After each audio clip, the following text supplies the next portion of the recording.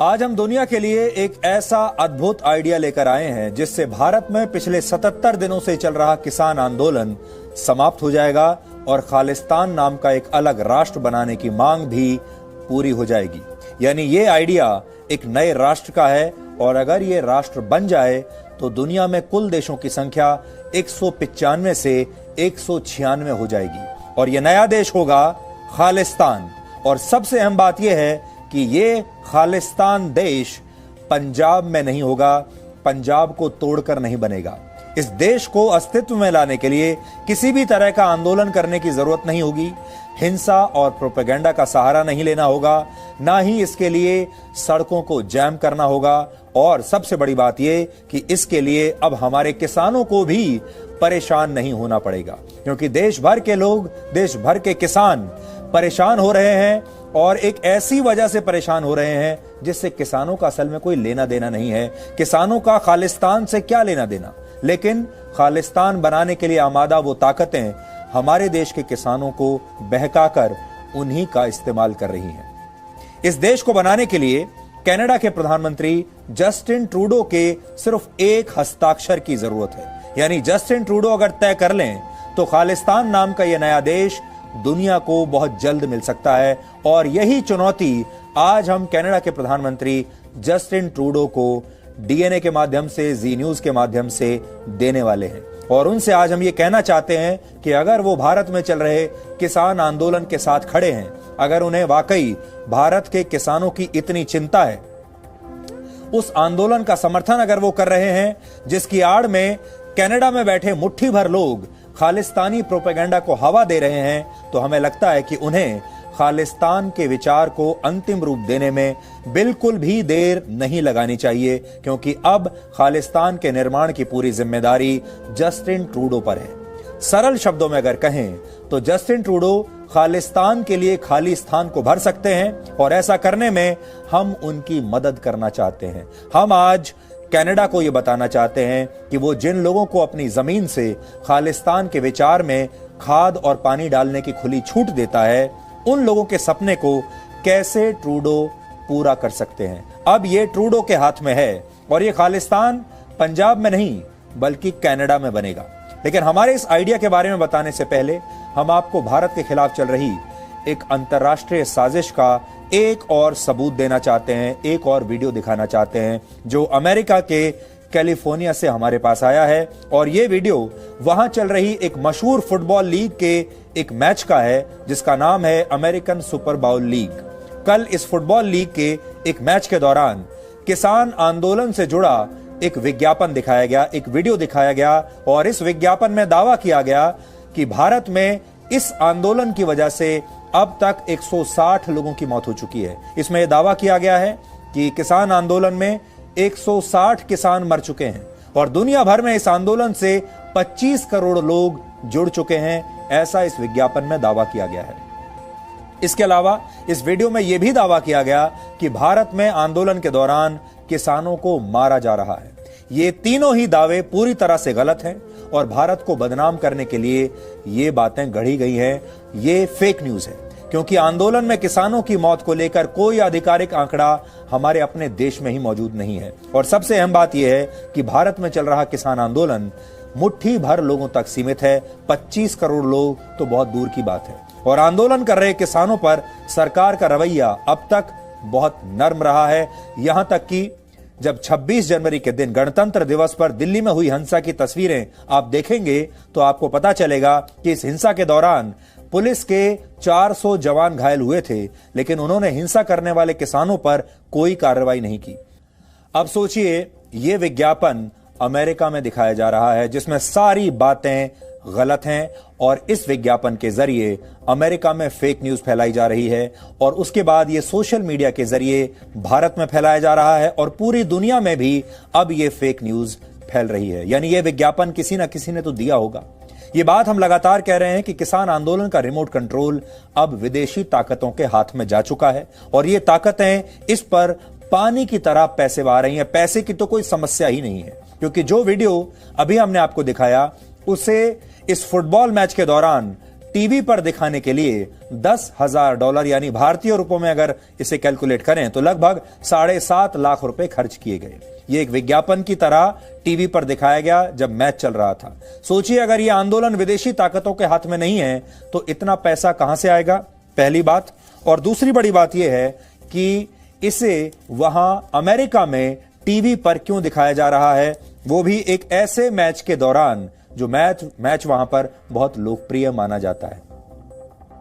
सबसे महत्वपूर्ण बात यह कि इस वीडियो के अंत में जिस गाने के बोल इस्तेमाल हुए हैं, उस गाने के ओरिजिनल वीडियो में खालिस्तानी भिंडरवाला की तस्वीरें इस्तेमाल की गई हैं। यानी इस विज्ञापन के तार भी सीधे सीधे खालिस्तान से जुड़े हैं, क्योंकि इसमें भिंडरवाला की तस्वीर लगी है और यह सब कुछ कनाडा से किया जा रहा है। इसलिए आज जो बड़ा सवाल हम पूछने वाले हैं वो कनाडा से ही पूछने वाले हैं कि कनाडा आखिर चाहता क्या है, कनाडा की सरकार आखिर चाहती क्या है। इसलिए अब आपको उस आइडिया के बारे में बताना चाहते हैं जिससे किसान आंदोलन भी खत्म हो जाएगा और खालिस्तान नाम के एक अलग देश की मांग भी पूरी हो जाएगी, यानी सबको तसल्ली हो जाएगी। और यह आइडिया है कि क्यों नहीं कनाडा अपने देश में किसी एक प्रांत को खालिस्तान घोषित कर दे। यह बहुत आसान है कनाडा के लिए। कनाडा क्षेत्रफल के लिहाज से रशिया के बाद दुनिया का दूसरा सबसे बड़ा देश है, दूसरा सबसे विशाल देश है और कनाडा की कुल आबादी सिर्फ 3.5 करोड़ है। सोचिए, 3.5 करोड़ मतलब लगभग जितनी हमारे यहां दिल्ली की आबादी है उतनी आबादी पूरे कनाडा की है और कनाडा दुनिया का दूसरा सबसे बड़ा देश है क्षेत्रफल के मामले में। इस हिसाब से देखें तो उत्तर प्रदेश में कनाडा जैसे 6 देशों की कुल आबादी रह सकती है। एक अकेले उत्तर प्रदेश में आबादी के हिसाब से 6 कनाडा देश बन सकते हैं। इस समय उत्तर प्रदेश की कुल आबादी लगभग 20 करोड़ के आसपास है और भारत की कुल आबादी 135 करोड़ के आसपास है। यानी कनाडा के पास जमीन तो बहुत है और इस जमीन पर रहने वाले लोगों की संख्या बहुत ही कम है और इसीलिए हम चाहते हैं कि खालिस्तान के विचार को विटामिन की गोलियां खिलाकर उसे स्वस्थ रखने वाला कनाडा अब अपने ही देश में खालिस्तान नाम से एक नया देश बना सकता है और कोई देश ये कर नहीं सकता। और वो ऐसा कैसे कर पाएगा, अब हम ये भी आपको समझाते हैं। क्षेत्रफल के लिहाज से कनाडा का सबसे बड़ा प्रांत है ब्रिटिश कोलंबिया। आपने इसका नाम भी सुना होगा।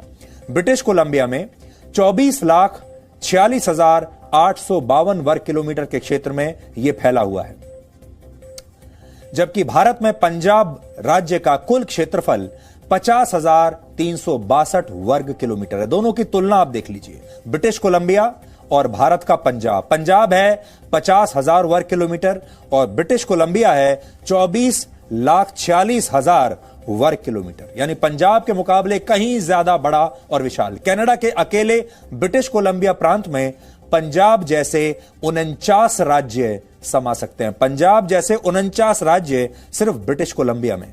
और सबसे अहम बात यह कि ब्रिटिश कोलंबिया ही कनाडा का एक अकेला ऐसा प्रांत है जहां सबसे ज्यादा सिख रहते हैं, सबसे ज्यादा सिखों की आबादी वहां पर है। इस प्रांत में सिखों की कुल आबादी 2 लाख से ज्यादा है और यह वहां की कुल आबादी में 4.5% है। अगर प्रिसाइजली कहें तो 4.6% आबादी का जो हिस्सा है वो सिख पॉपुलेशन है। अब हम यहां कनाडा के प्रधानमंत्री जस्टिन ट्रूडो से यह कहना चाहते हैं कि वो ब्रिटिश कोलंबिया के एक हिस्से या इस पूरे प्रांत को ही खालिस्तान घोषित क्यों नहीं कर देते, और ऐसा करने पर कनाडा को ज्यादा नुकसान भी नहीं होगा। अगर ब्रिटिश कोलंबिया के एक हिस्से को तोड़कर खालिस्तान नाम का एक नया देश बना भी दिया जाए तब भी कनाडा क्षेत्रफल के लिहाज से दुनिया का दूसरा सबसे बड़ा देश बना रहेगा और इससे खालिस्तान की मांग भी हमेशा के लिए पूरी हो जाएगी, सबको तसल्ली हो जाएगी। अब हम आपको कुछ और आंकड़े बताते हैं। कनाडा में कुल सिखों की आबादी लगभग 5 लाख है, जबकि भारत में सिखों की आबादी है लगभग 2 करोड़ 8 लाख। अगर दोनों देशों की कुल आबादी में सिखों की जनसंख्या देखें तो कनाडा में सिखों की आबादी जो है वो 1.4% है और भारत की कुल जनसंख्या में सिखों की आबादी 1.7% है। यानी अगर आबादी के हिसाब से आप प्रतिशत देखें तो कनाडा में 1.4% आबादी सिखों की है और भारत में उनका जो शेयर है पूरी आबादी में वो 1.7% है। कोई ज्यादा अंतर दोनों ही देशों में नहीं है आबादी के हिसाब से। इस अनुपात में भारत और कनाडा के बीच बहुत ज्यादा अंतर नहीं है और यही वजह है कि कनाडा भारत के खिलाफ खालिस्तानी प्रोपेगेंडा का अब एपिसेंटर बन चुका है। पूरी दुनिया में खालिस्तान का जो प्रोपेगेंडा फैलाया जा रहा है उसका एपिसेंटर है कनाडा। अगर कनाडा ब्रिटिश कोलंबिया को खालिस्तान घोषित नहीं करना चाहता तो भी उसे निराश होने की जरूरत नहीं है। थोड़ा सा और होमवर्क करके हम आए हैं। हम कनाडा के ऐसे 3 और प्रांतों के बारे में आपको बता देंगे जहां सिखों की आबादी काफी ज्यादा है, हजारों में है। इनमें पहला प्रांत है ओंटारियो, जहां सिखों की आबादी लगभग 1,80,000 है और सबसे अहम बात यह कि इस प्रांत से कुल 121 सांसद चुनकर कनाडा की पार्लियामेंट में पहुंचते हैं। 121 सांसद एक ही प्रांत से जाते हैं और इन 121 में से 10 सांसद सिख हैं। तो खालिस्तान के खाली स्थान को भरने के लिए कनाडा का ओंटारियो भी एक बहुत अच्छा विकल्प हो सकता है। अगर जस्टिन ट्रूडो को ब्रिटिश कोलंबिया पसंद नहीं आया तो यह दूसरा विकल्प है। एक और प्रांत है वहां पर जिसका नाम है अल्बर्टा। यहां सिखों की आबादी 50,000 से ज्यादा है और इसी क्षेत्र से 3 सिख सांसद भी कनाडा की पार्लियामेंट में पहुंचे हैं। यानी खालिस्तान नाम का देश बनाने के लिए यह प्रांत भी अच्छी पसंद हो सकता है, यह भी कोई बुरी पसंद नहीं होगा। एक और प्रांत है वहां पर जिसे कहते हैं क्यूबेक, जहां सिखों की आबादी तो मात्र 9,000 है, लेकिन महत्वपूर्ण बात यह है कि इस प्रांत से भी एक सिख सांसद कनाडा की पार्लियामेंट में पहुंचता है। तो हमने आपको कनाडा के उन तमाम प्रांतों के बारे में बता दिया जिनमें से किसी एक को खालिस्तान घोषित करके कनाडा के प्रधानमंत्री जस्टिन ट्रूडो कई समस्याओं को सिर्फ एक हस्ताक्षर करके हल कर सकते हैं। वो ऐसा करके भारत के उन किसानों का भी दिल जीत सकते हैं जो खालिस्तान की मांग यहां बैठकर कर रहे हैं। यानी खालिस्तान की मांग बस एक हस्ताक्षर दूर है और यह हस्ताक्षर करना है जस्टिन ट्रूडो को और यह मांग उठानी है कनाडा में रहने वाले खालिस्तानियों को। वो कनाडा से ही खालिस्तान ले लें। कनाडा के पास जमीन भी बहुत ज्यादा है भारत के मुकाबले और पंजाब जैसे तो न जाने वहां कितने प्रांत बन जाएंगे। कनाडा को एक छोटा सा पंजाब जैसा प्रांत अलग कर देना है और उसका नाम उसे अलग देश बना देना है और उसका नाम खालिस्तान कर देना है। सब खुश हो रहेंगे। हमें लगता है ऐसा करना उनकी राजनीति को काफी सूट करेगा। क्यों करेगा वो भी बताएंगे। इसलिए क्योंकि कनाडा की संसद में कुल सीटों की संख्या 338 है, जिनमें से 18 सीटों पर जो सांसद हैं वो सिख हैं। सोचिए 338 में से 18 सांसद सिख हैं और इन लोगों की तस्वीरें और नाम आप अपनी टीवी स्क्रीन पर अभी देख सकते हैं। कनाडा की संसद में सिखों की हिस्सेदारी 5.33% है। कनाडा में अक्टूबर 2019 में हुए चुनाव में जस्टिन ट्रूडो की लिबरल पार्टी को 157 सीटें मिली थी, यानी उन्हें बहुमत से 13 सीटें कम मिली थी। इसके बाद उन्हें न्यू डेमोक्रेटिक पार्टी का समर्थन लेना पड़ा जो चुनाव में 24 सीटें जीती थीं और इस समर्थन से ही ट्रूडो सरकार बनाने में कामयाब हुए। यानी आज अगर न्यू डेमोक्रेटिक पार्टी अपना समर्थन वापस ले ले तो कनाडा की सरकार गिर जाएगी। और सबसे अहम बात यह कि जिस पार्टी के समर्थन से कनाडा की ट्रूडो सरकार इस समय चल रही है, यह वही पार्टी है जिसके सांसद जगमीत सिंह हैं, जिनके बारे में हमने आपको कुछ दिन पहले भी बताया था, जो वहां बैठकर खालिस्तान का प्रोपेगेंडा चलाते हैं। जगमीत सिंह खालिस्तान का प्रचार करने वाले एक मशहूर नेता हैं। खुलकर बोलते हैं कि मैं खालिस्तान चाहता हूं। जगमीत सिंह का वर्ष 2013 में तब की भारत सरकार ने वीजा भी रद्द किया था। और यहां आपको बता दें, उस समय डॉक्टर मनमोहन सिंह की सरकार थी, यूपीए की सरकार थी, कांग्रेस की सरकार थी। उस सरकार ने जगमीत सिंह का वीजा रद्द किया था और भारत की जांच एजेंसियों ने उनके तार खालिस्तानी संगठनों से जुड़े होने की बात कही थी। यानी अगर जगमीत सिंह चाहें तो वो कनाडा में खालिस्तान बनाने के लिए ट्रूडो पर अपना पूरा दबाव बना सकते हैं और ट्रूडो से कह सकते हैं कि अगर खालिस्तान नहीं बनाया तो उनकी सरकार गिरा देंगे। खालिस्तान के विचार को कनाडा में कैसे विटामिन की गोलियों से स्वस्थ रखा जाता है, इसे समझाने के लिए आज मैं कुछ और दस्तावेज आपके सामने लेकर आया हूं। मेरे हाथ में वो दस्तावेज हैं, आप ये दस्तावेज देख सकते हैं। देखिए, ये दस्तावेज है जो आज मैं आपके सामने लेकर आया हूं। इसका शीर्षक है Khalistan a project of Pakistan. देखिए लिखा हुआ है यहां पर, देखिए आप, Khalistan a project of Pakistan. यह एक रिसर्च पेपर है जिसे कनाडा के एक think tank Macdonald Laurier Institute ने सितंबर 2020 में प्रकाशित किया था। ज्यादा पुराना नहीं है, सितंबर 2020 का है। इसमें क्या लिखा है, आपको मैं उसके कुछ लाइन पढ़कर सुनाना चाहता हूं। इसके पेज नंबर 4 पर लिखा है कि खालिस्तान असल में भारत के खिलाफ पाकिस्तान द्वारा प्रायोजित एक एजेंडा है, जिससे भारत और कनाडा दोनों देशों की सुरक्षा और संप्रभुता पर खतरा पैदा हो सकता है।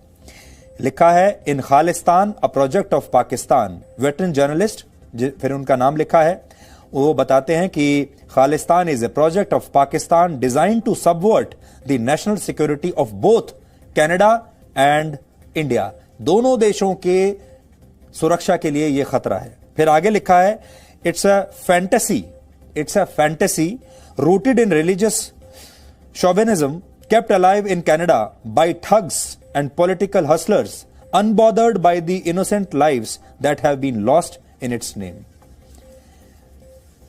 इसके जो ऑथर हैं वो कहते हैं कि खालिस्तान असल में धार्मिक उन्माद के सिद्धांत पर टिकी एक कोरी कल्पना है, जिसकी वजह से कई निर्दोष लोगों की जान जा रही है, और इसका पालन पोषण करने वाले कनाडा के राजनीतिक अवसरवादी लोग और नेता हैं।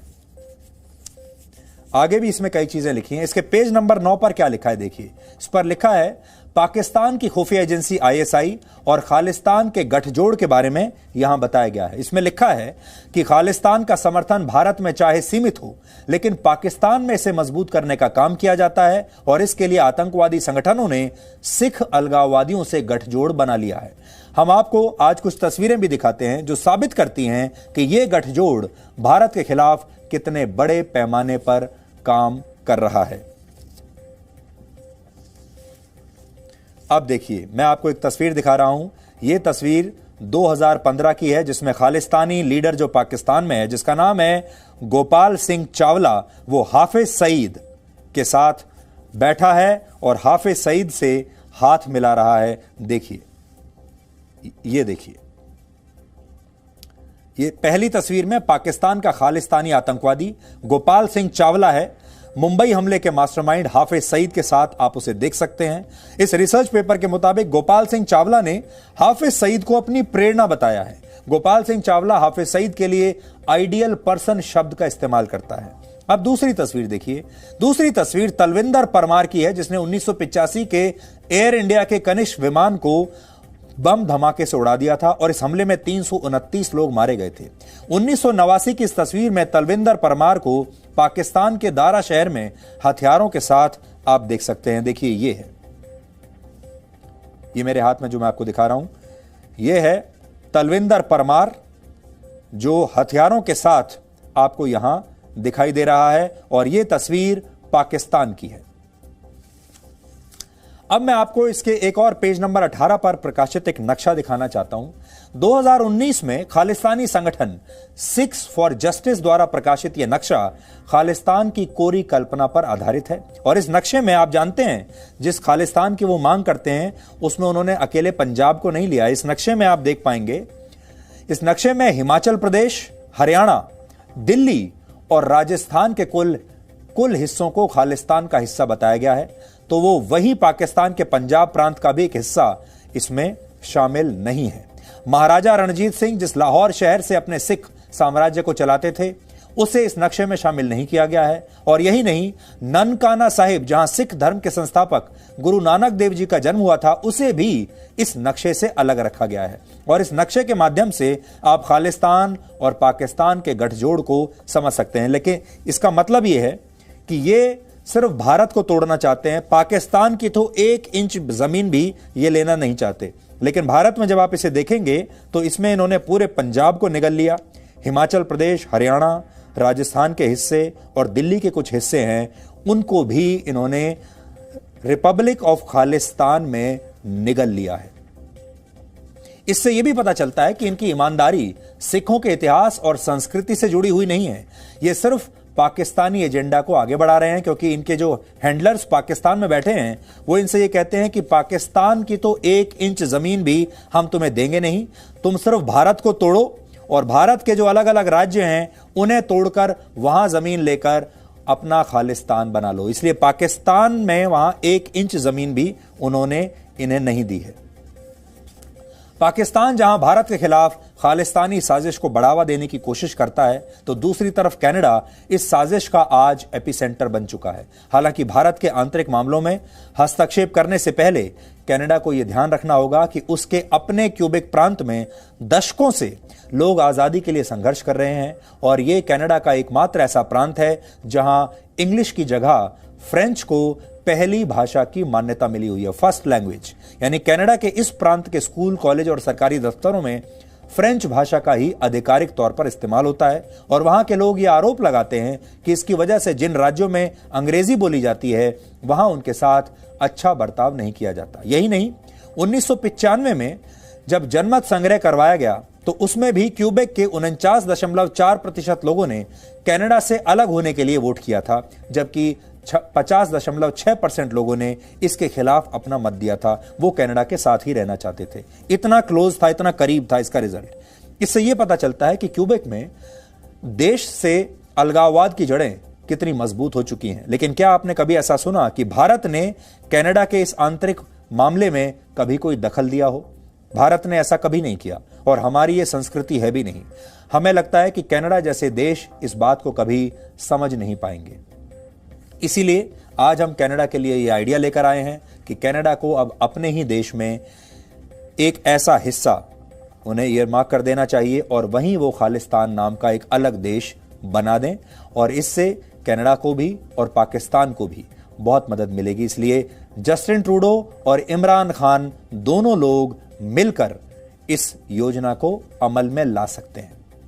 आपको याद होगा, पिछले दिनों हमने किसान आंदोलन की आड़ में भारत के खिलाफ दुष्प्रचार कर रहे विदेशी ताकतों को एक्सपोज किया था और आपको कनाडा के एक सांसद जगमीत सिंह के बारे में भी तब हमने बताया था। यही जगमीत सिंह मशहूर एडल्ट स्टार मियां खलीफा को आजकल गुलाब जामुन भेज रहे हैं और मियां खलीफा इसी जगमीत सिंह को इस गुलाब जामुन के लिए धन्यवाद भी दे रही हैं। जगमीत सिंह और मियां खलीफा ने एक दूसरे को लेकर क्या ट्वीट्स किए हैं ये आप अपनी स्क्रीन पर अभी देख लीजिए। दोनों आजकल एक दूसरे को बहुत टैग करके जवाब दे रहे हैं, ट्वीट्स कर रहे हैं, जिससे यह पता चलता है कि ये दोनों मिले हुए हैं।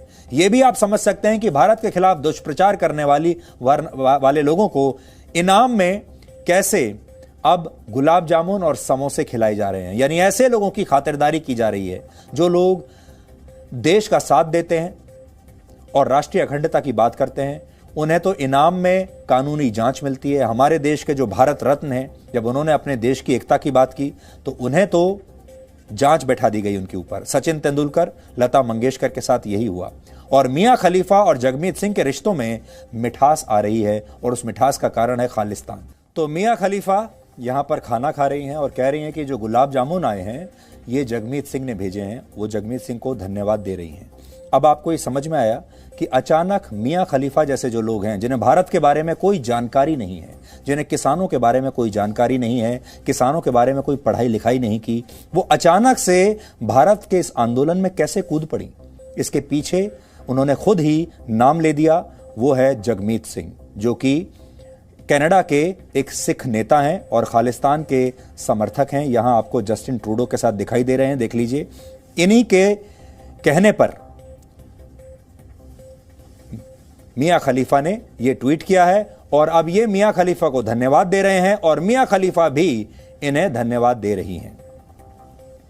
और यही कनेक्शन आपको मिलेगा रेहाना के ट्वीट के बारे में भी। रेहाना ने अचानक ऐसा ट्वीट कैसे कर दिया? रेहाना का कोई मतलब नहीं भारत से, भारत के किसानों से, और अचानक ये सारे लोग ट्वीट करने लगते हैं। इसके पीछे तार एक ही हैं और वो तार जुड़े हैं खालिस्तान से। अब आपने ये भी देख लिया कि अमेरिका में जब एक बड़ा फुटबॉल मैच होता है वहां पर भी एक विज्ञापन चलाया जाता है जो वहां के टीवी पर भी चलता है और उस विज्ञापन में किसान आंदोलन के बारे में सारी तमाम तरह की फेक न्यूज दी जाती हैं, दुष्प्रचार किया जाता है। ये सब कहां से हो रहा है? ये सब विदेशों में बैठे जो लोग हैं वो कर रहे हैं।